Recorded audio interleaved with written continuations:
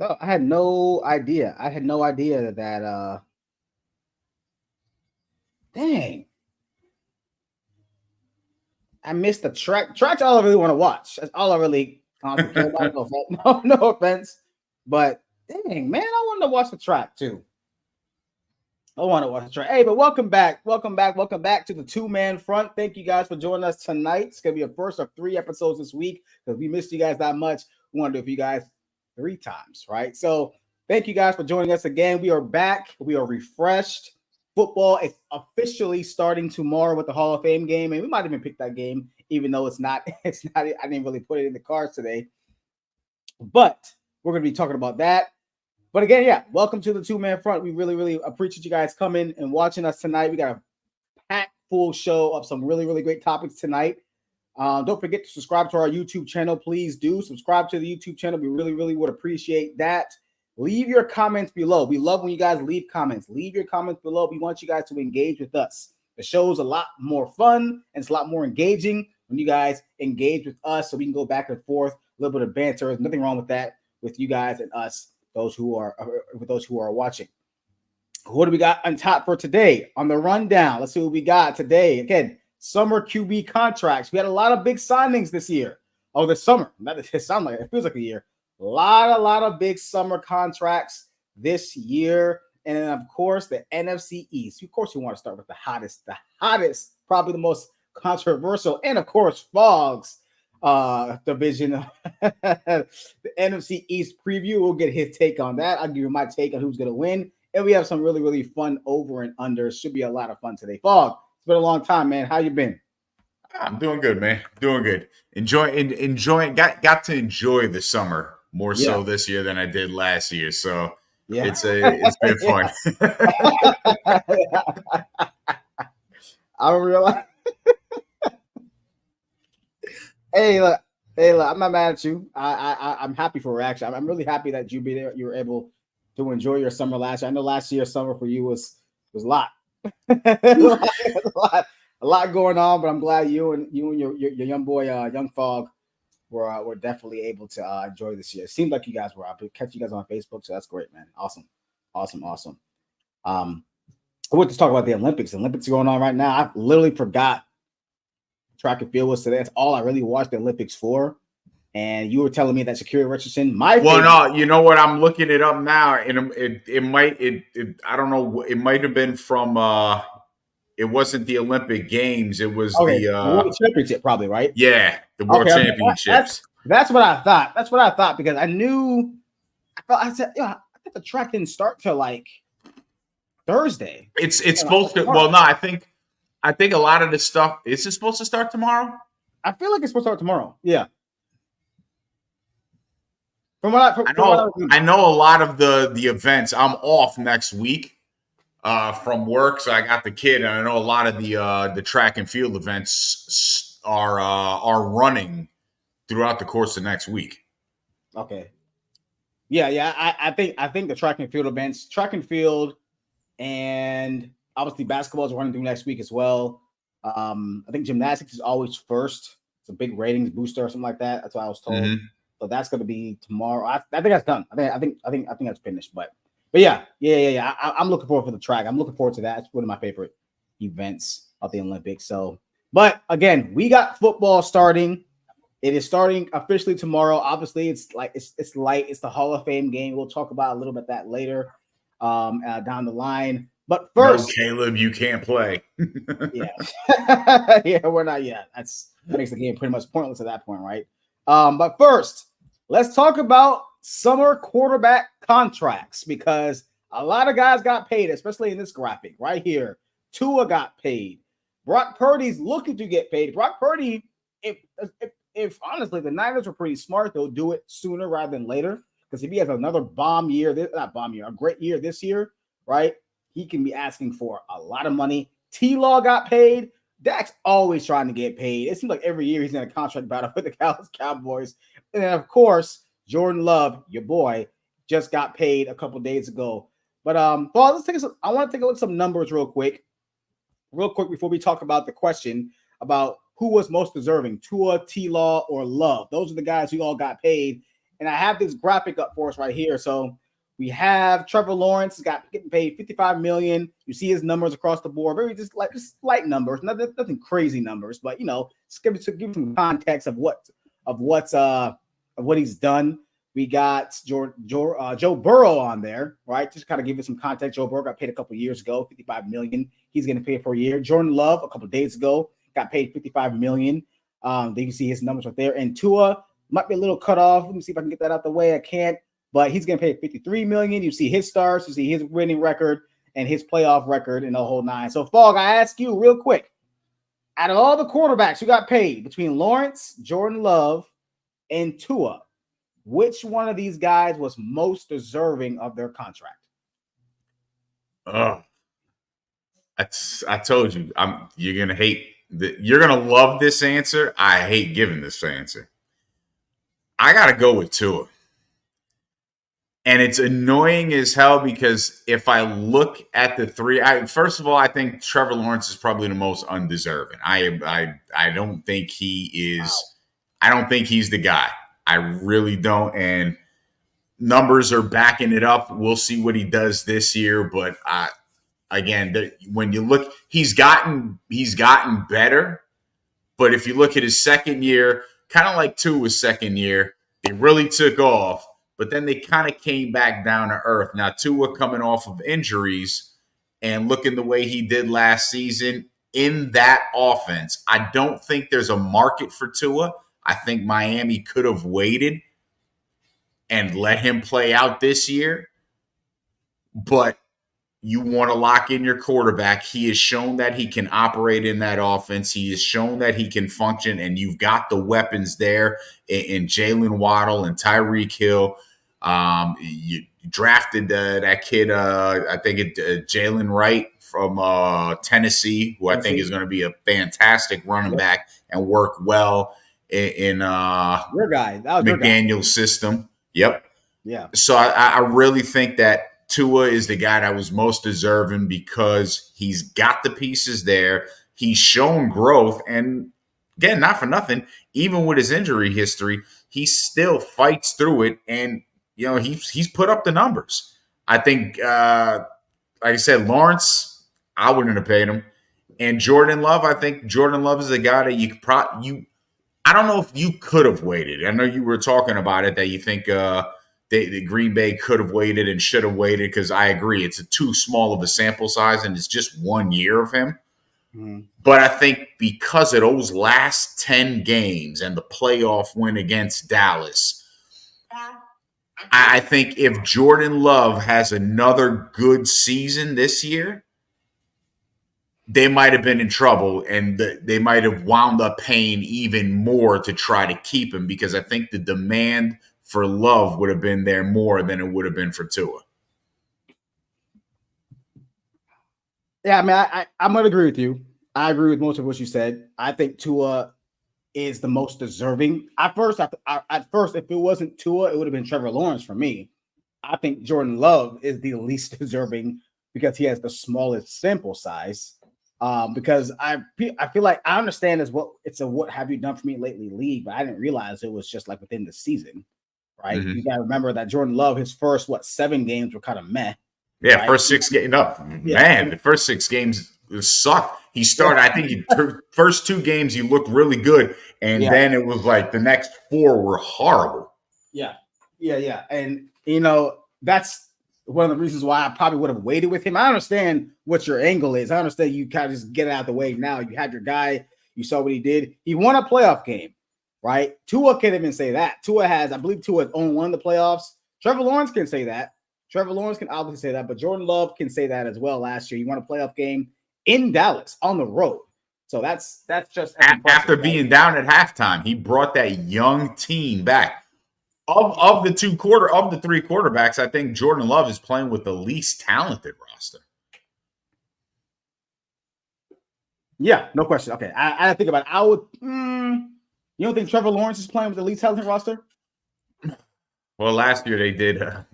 They did look like shit. They might be neck.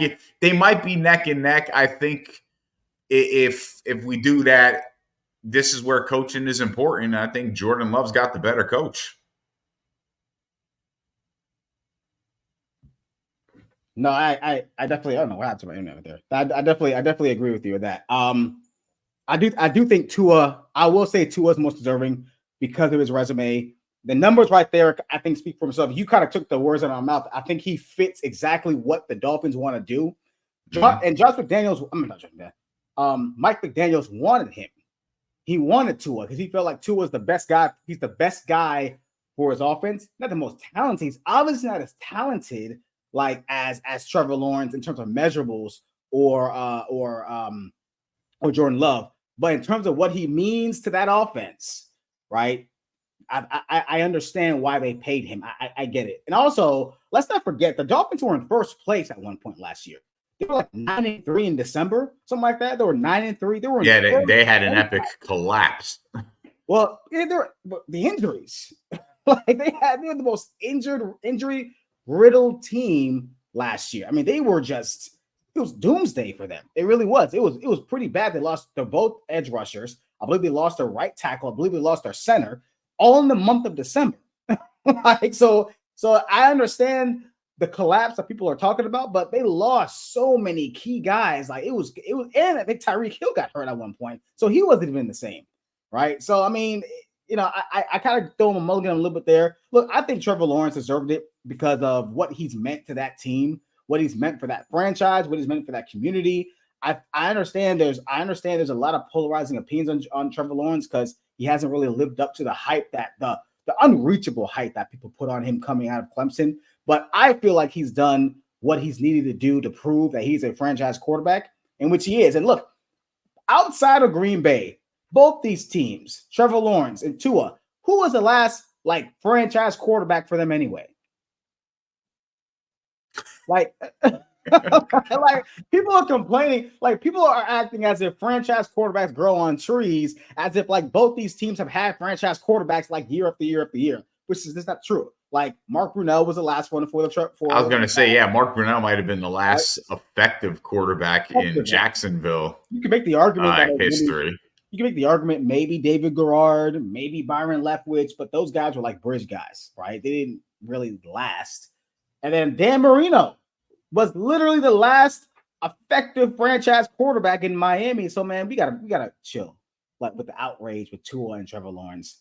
When you have your franchise quarterback, when you have guys who are proving they can win, as you can see on the board, they can win. I mean, I know the records don't really say it, but they have proven they can get to the playoffs at least. You pay your guys.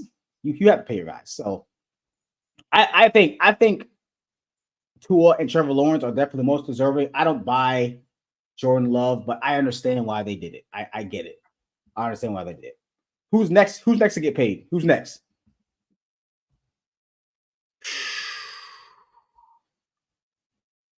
Who's up to get paid? It's Brock Purdy. He's up most likely. He may have a couple. He may have a case after this year. Dak is up, I believe. Dak Prescott. I honestly, I think Dak's going to be somewhere else next year. So you know what's funny about that, right? I almost, because we're going to do an over and under segment a little bit. Now we get to the NFC East talk. I almost asked the question over under, how many starts does Dak play for the Dallas Cowboys this year? Because I honestly believe, I don't think they're going to do it because I don't think the Cowboys have the balls to do it. But they should trade him. They should trade him as soon as possible. I don't think he's going to sign. Dallas is not going to give him his money. They should trade Dak Prescott to a team that needs a quarterback like the Raiders. Like I felt like what they were going to do all this time, which I'm shocked they haven't. They should trade him, but you're probably right. They should trade him, but I think what we're looking at with Dallas, and it's why they haven't done anything with his contract yet. I think this is their last hurrah. I think, I think this might be it. If they don't succeed this season, Yeah, it's Super Bowl or bust, in my opinion. So I think if McCarthy and Dak do not have success this season, I think both of them will be gone at the end of the season. 100%. Yeah, especially McCarthy. Which is crazy because the NFC East could be, if that's the case, the NFC East could be losing 2 coaches, potentially 3, all at the end of this year. Hey, who are they? Sirianni's on the hot seat. Oh, when you look what Howie Roseman did. He didn't hesitate. He brought in a D coordinator and an offensive coordinator in Fangio and Kellen Moore. He brought them in. Those guys were not Sirianni's picks. That's the head coach. And guess what? The head coach didn't have impact on who he hires as his coaches. It's boom or bust for if Philly even starts out bad. I'm saying it right now. If Philly starts the season out and they're like 2-4, 2-5, Sirianni won't make it through the year. What does that mean for what would that mean for? So I guess we're kind of into our NFC East preview now, right? So like we're talking about the Eagles. We kind of somehow segued into that. So what does that mean for Jalen Hurts though? That would mean they're just going to have to get another coach that'll work with him. Okay. I wouldn't be shocked if it is Kellen Moore. Where's Kellen Moore now? Oh, he's the offensive coordinator for the Eagles. That's true. That's true. And then, listen, the Giants, I get it, the way things have gone, but I tell you what, if the Giants don't show any type of growth or improvement, I think Brian Daboll might be gone. Yeah. Yeah. I will say that I think they're gonna be a little more patient with him than Sirianni. Mike McCarthy definitely I feel like Mike McCarthy, if it's I don't want to say it's Super Bowl or bust, but it's one of those situations where if they don't make it to the NFC title game, he's gone. He's out there. Like I feel like right now the Dallas Cowboys are in a situation right now where they are just going out there with what they have. They didn't spend any money this year. They're going to pay CeeDee Lamb. They're not going to pay Dak. I think Dak to go out there and just do what he can do. Maybe it's pretty much going to be an all-year audition for him for other teams. A quarterback. They're going to pay Michael Parsons next year, most likely, and they're going to pay Trayvon Diggs too. So those are the guys they're probably going to be focusing on. Honestly, I think the Dallas Cowboys are, and I think I said this last spring, where I said, you know what, the Dallas Cowboys are going to go into this season thinking that, you know what, if Dak takes us to the promised land, great. If he takes us to the NFC title game or Super Bowl, great. We'll pay him, awesome, right? If they don't and they just kind of go 4-13 or 5-11, or they're like sitting in that top 5 in the NFL draft, guess who's sitting there and guess who they're going to try to get from Colorado? I am begging for that to happen. Like, you don't understand. Like, you don't understand. Like, I am. And then guess who they may hire as the head coach? Wow, that would be crazy. That would be insane. Package deal. That would be the most Jerry Jones thing of all time. But everything has to fall in they have to completely just bomb out this year for that to happen. Like, it has to fall into place. And I really believe that Jerry Jones doesn't care if it does, because if he can make that happen for his brand, he's going to do it. He's going to do it. And if the marketing would be crazy. If they win the Super Bowl, he wins too. So either or he wins. The marketing though is going to be insane. It's going to be insane. That's going to be crazy. What about Washington? What's your outlook for we talked about Philly, Dallas, Washington. I'm going to tell you right now, watch out for Washington. I think Washington might shock a lot of people this year.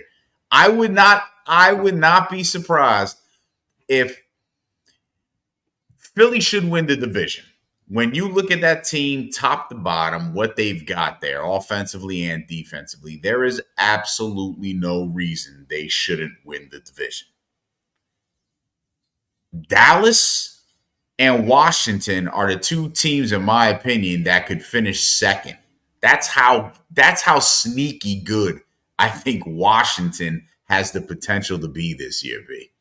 They can be that. They can be the Detroit Lions of 2 years ago where you're going, I didn't see that coming. Only if they fix their defense and their secondary, because their secondary is just as bad as Detroit's. I see where you're going. I like some of the weapons they have. Like, obviously, I like Terry McLaurin. I like Jaha Dotson. The running back situation, I believe it's still Brian Anderson. I believe it's still him. Yes. I don't know if Antonio Gibson's still there. They have some guys. Offensive line is okay. Actually, the offensive line is awful. What am I saying? I was going to say that offensive. I'm not saying offensive line is awful. Because that's Sam Howell got killed back there. Sam Howell did what he had to do. Sam Howell did the best he could. At one point, he looked decent, but he couldn't do anything with that line. I do worry about Jayden Daniels in that. He's pretty slight. He's not the biggest dude in the world. I'm not even fully sold on Jayden Daniels. I know everybody else is. I know people want to be sold on him. I'm not super sold on him. I think I can't. I don't know where I'm going to have them ranked, but I don't see them finishing top 2. I don't see them finishing last. Actually, the Giants 100% finishing last. Like 100%, I see the Giants finishing last. I can see Washington being very competitive. I can see them beating the Eagles. I can see being one of those pesky teams in the division. We're going to shake things up in there. I don't know, but that offensive line, and then Dan Quinn as the coach, I'm not a huge fan of his either. So I don't know. I'm not a huge fan of his either, but I think Kingsbury landed in the right spot with the right personnel on that offense. And again, remember, they got a lot of people from other teams on that offensive line this year. They got that guard Allegretti, I think his name is, from Kansas City. They got the center from Dallas. So they made some moves, and then look, just in the draft alone, that wide receiver position, they have the potential to have 3 really solid wide receivers. Luke McCaffrey might shock us. Yes. Yeah. He might shock us. Yeah, no, you're right. No, you're right. I definitely forgot that Cliff Kingsbury is there. And I always said I think I like him better as an OC than a head coach. I think if he just focuses on offense with Jayden Daniels, pretty talented guy like himself, if he can keep him upright, I think it could work. You're right. I think Washington could win and steal a couple games. They're looking at maybe 7-10, 8-9, something like that. And again, remember, they added Austin Eckler too to that running back. Austin Eckler was added, yeah, up there in age a little bit, but he's going to do some things. I like that. He's the guy that can go out in the backfield. They can do a lot with Austin Eckler, especially with Cliff Kingsbury. All right, before we pick a winner, let's do some quick over-unders. Quick over-unders, real quick. You're a betting guy, so I know you're going to like this. Over-under 1,400 total yards for Saquon Barkley. Total yards.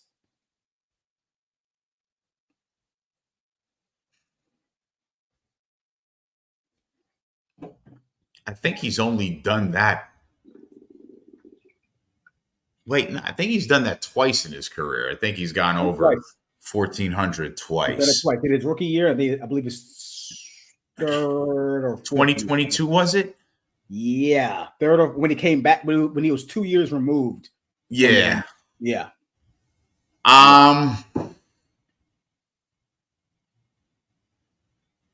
going to say under just because of all the weapons that Philadelphia has on that field, to include Jalen Hurts. I know they're bringing Saquon in to relieve him, but if if we've learned anything, Philadelphia still runs a running back by committee. And I know Kellen Moore is going to bring more stability and is going to want to do more have Saquon be the mainstay. But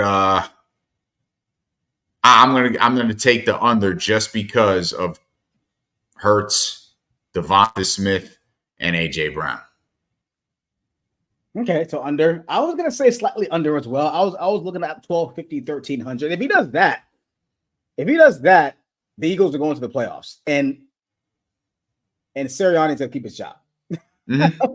That if he gets around 1200, 1250, 1300 yards, total yards, that means Saquon Barkley did his job. That means and Kellen Moore did his job as well. So I agree. I think it's gonna be under. I don't think it's gonna hit that 1400 yard mark again, like it did in New York. But he's rejuvenized, man, and I think he's gonna go off both times against New York, and he's rejuvenized. He's ready to go. He's ready to go. All right, here we go. Got one for Jane Daniels. Over under 23.5 TD passes for Jane Daniels. Excuse me. The reason why I picked that number, that's the number of touchdown passes that CJ Stroud had last year for the Texans. Man. CJ Stroud had 23 touchdowns.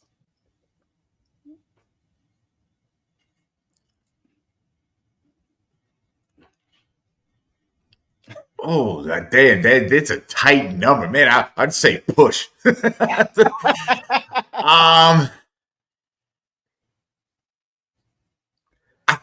think I'll take the over on that. The over? 24, 20? Wow. I think I'll take the over on that. You take the over on that, you're entering into Baker Mayfield threw 30 touchdowns his rookie year? I think he broke Peyton Manning's record. Yeah. 30 touchdowns, something like that.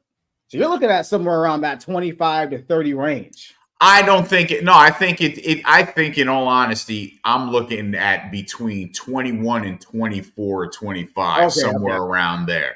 That's why I'm like, damn. If you would have put that number at 21 or 22, I would have definitely been like, okay, he's going to go over. But 23 and a half, shit, you hit it right in the that was a great number. I hate that. I hate that. He's going to throw 24 just to prove me right. I think if he hits this number, if he's around this number, and if his interception ratio is like this number, like 6, 7, or 8, Washington may be in the playoffs. I'm telling you, they might be sneaky good. They might be sneaky good. If this is his number, then yeah. Absolutely. I think 24 and 9 or 10 is not unreasonable. No, it's not. No. I mean, CJ Stroud did it last year. I think CJ Stroud had 23 and 9, I believe. Something like that. 23 and 8. So they made the playoffs. He looked really good doing it too. So, and I must say that maybe a easier division, but okay. All right, I'm gonna say under. I think he hits like 20. I think 20 was my number. 20 and 10. 20 and 10 is my number. Now, if he does that, that's pretty good. That's pretty good. Yeah, I don't think they're making the playoffs with those numbers, but that's 20 and 10 for your first year. That's pretty damn good. All right, we got a Daniel Jones over and under. We got a Danny Dimes over and under. This is gonna be interesting, right? I'm going to explain why. 8 starts, over under 8 starts for Daniel Jones. Now, the reason why I said that is because I honestly feel like there's going to be a situation where he doesn't look good and Neighbors is going to be pissed off, or someone's going to be pissed off, and they're going to sit him or they're going to trade him. I don't think they're going to. It's NFL. Nobody gets traded mid-season, but I think they're going to sit him. So over under 8 starts for Daniel Jones. Do they sit him halfway through the season? Who's their backup quarterback? Is it still Tyrod? Let me say. Why do you think? Let me check.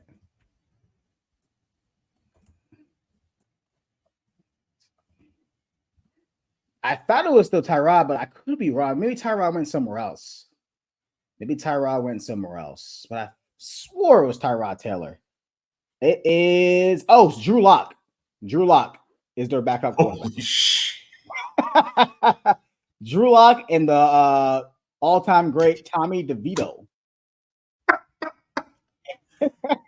Yo, I needed to pay more attention. I was having too much fun this summer. How did my two favorite busts wind up on the same team?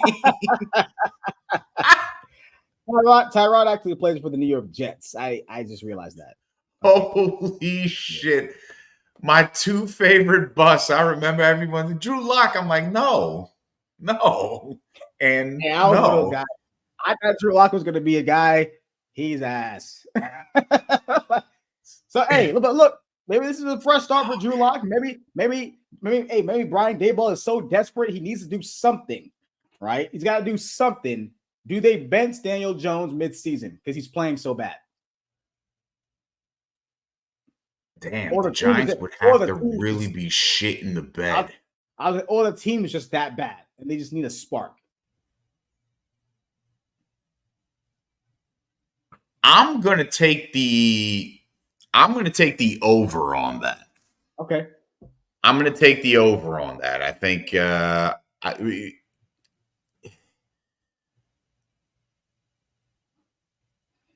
if they bench him, then you lost Barkley for nothing. You paid this guy instead of Barkley, and now you bench him. Schoen and Daboll's asses are done. Like they're done. Yeah. I can't see them surviving. If Daniel Jones has to get benched, you might as well get a whole new coaching staff in New York. Absolutely. Honestly, and thinking about it, they brought Daboll over for Daniel Jones, thinking that he could do the same thing with him that he did with Josh Allen in Buffalo. So, yeah, Daboll is going to be if this does happen, like if you have to bench Daniel Jones because he's playing so bad, and Neighbors is getting frustrated, and whoever the hell other receivers are getting Jalen Hyatt or whatever. And, I don't know who the running back is. I have zero idea who's running the ball for the Giants right now. But yeah, you might as well call it quits if you're Daboll. You might as well just start packing your office. Start getting some U-Haul. Yeah, they'd be done. Yeah, he'd be done. Yeah. If he had to bench Daniel Jones, like he was playing that bad. Literally, I think the Devin Singletary's over there. Oh yes, it is Devin Singletary. Yeah. It is Devin Singletary. Yep. They don't have any running backs. I don't think they even drafted a running back. Maybe they just said fuck it this season. Maybe. Maybe the Giants are tanking. Oh God. I would go over too. This is a little more tongue in cheek. I'm gonna go over as well. I couldn't think of an over and under for the Giants. So I was like, maybe they are so bad that they bench Daniel Jones in mid-season and they start Drew Lock or backup quarterback. But all they got is receivers. You think about it. They got what's his name? Allen Robinson is over there. They drafted Malik Neighbors. They got Jalen Hyatt from out in Tennessee. They didn't they get who was the little guy?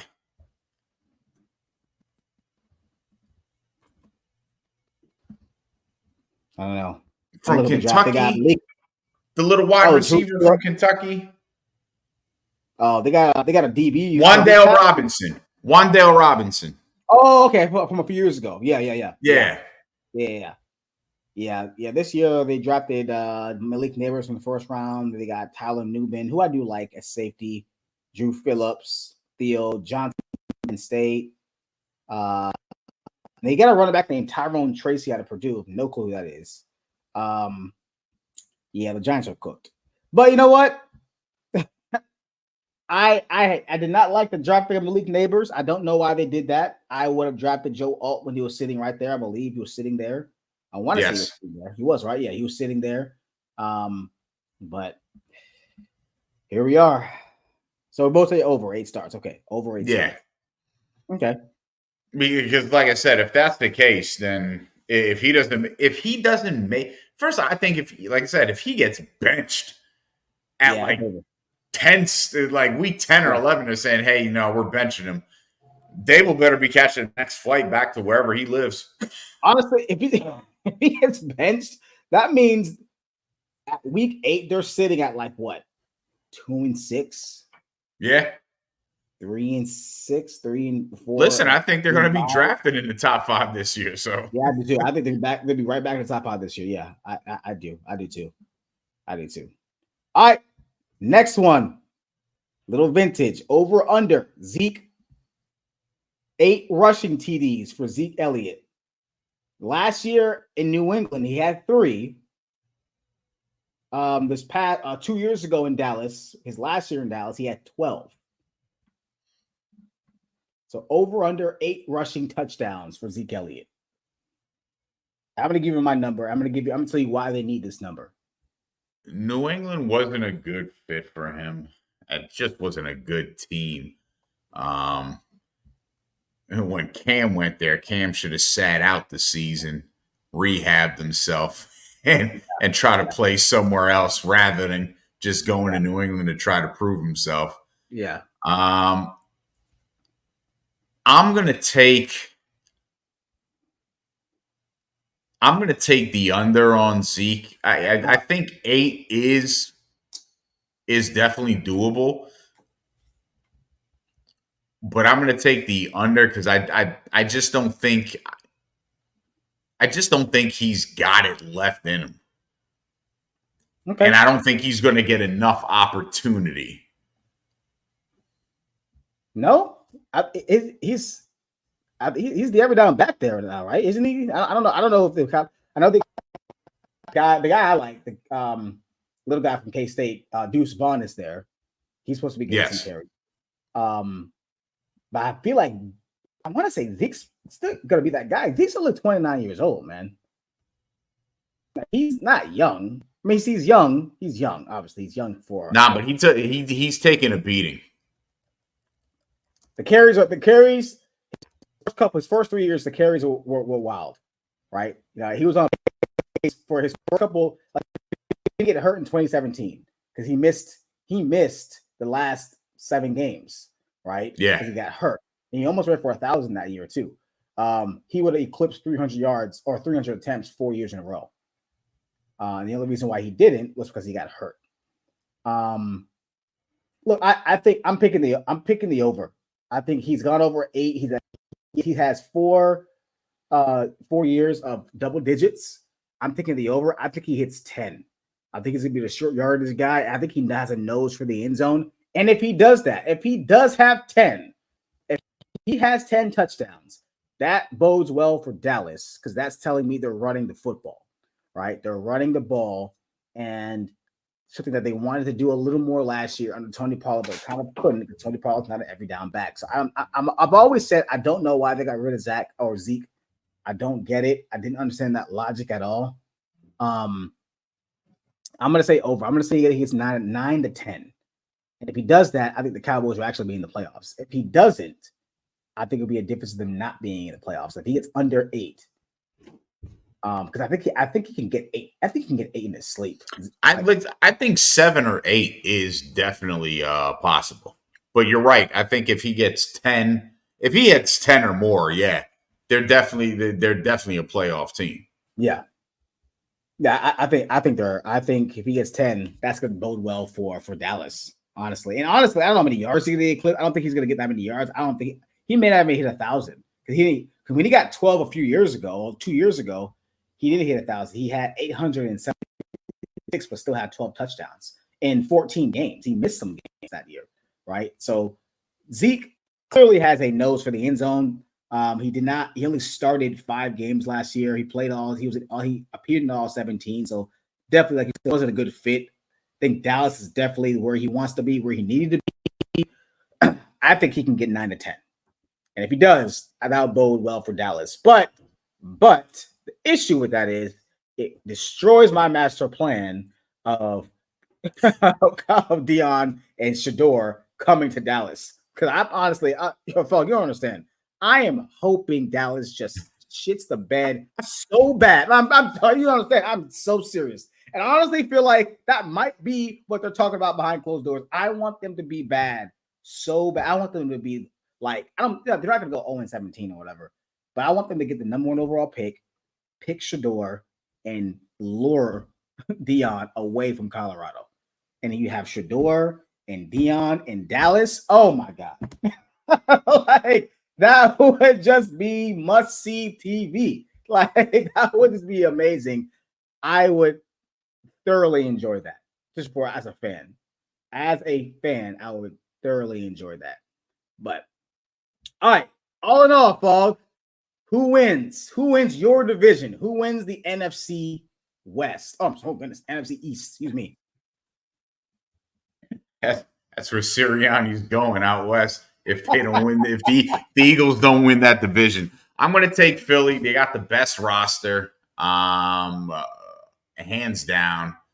Again, if they don't win that division, it's not going to be on Jalen Hurts. It's not going to be on the defense. It's not going to be on any of the players on the offense.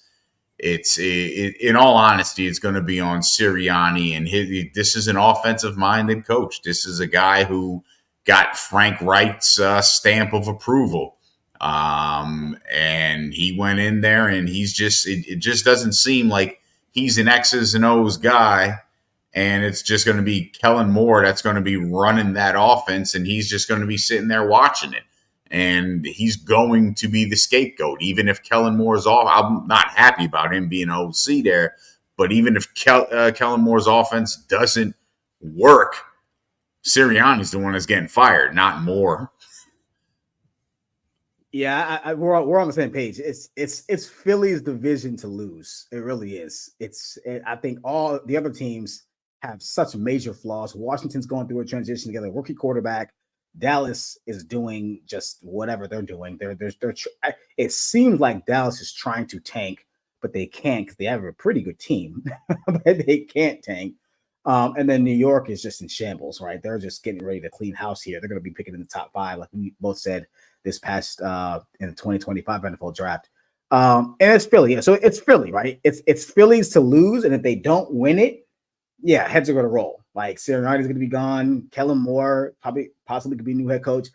I'm not super sure on Jalen Hurts. I mean, I'm really not like, I don't feel like he is as secure as one may think. I know he got his money, but I'm not super sure on Jalen Hurts. I'm really not. He didn't have a great year last year. And I think we're going to I don't think he's going to have a year like that again, but we're going to get a guy closer to that guy from here on out than 2 years ago when he went to the Super Bowl and he was an MVP candidate. The guy we're going to get more often is the guy we got last year. Maybe a little better, but I'm not sure. Let's see how Kellen Moore feels about Jalen Hurts as the season goes on, because that's the guy who's going to be really working with him. Yeah. I got Philly too. I think Philly is definitely going to be the team to beat in the NFC East. And if they don't win it, God, I don't know who's going to win it. Like, be Dallas, probably my next team. But, I mean, yeah. Someone got to win that damn division. So I think it's going to be Philly. Philly has to win it. If they don't, that'll be a major, major collapse. Major. That'd be nuts. That'd be crazy. And that's going to do it for us. That's going to do it for us, guys. Thank you guys for watching. Please subscribe to our YouTube channel as we are on there live right now. And, of course, please subscribe to our personal channels, BZ Sports. And then, of course, Objectively Biased Sports. We put on great sports content for you guys all year round, including doing this show. We're going to be back on Friday, same time, different division. We'll tell you what that is on that day. And we hope you guys can join us again. And I'm Be Easy, my boy, The Fog. And we will see you guys on Friday.